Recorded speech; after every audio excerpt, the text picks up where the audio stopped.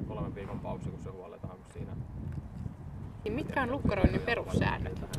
No siis, jos mennään perussyöttö vaikka ensin, niin pitää olla jonkunnäköinen alkuasento ja metrin lukkarin pään yläpuolelle ja syöttöliike sopivan mittainen ja hyvä väiste, niin tangentti pitää olla. Siinä on noin perussäännöt.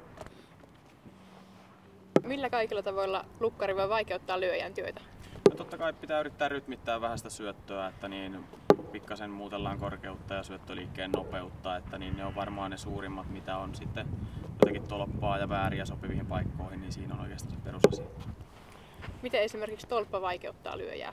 No totta kai se pallo käy niin korkealla, että se tulee niin paljon lujempaa alaskin päin, että se on pikkasen vähentää aikaa saada oikea osuma ja sitten totta kai se rytmitys muuttuu siinä kohtaa, että ne on varmaan ne suurimmat.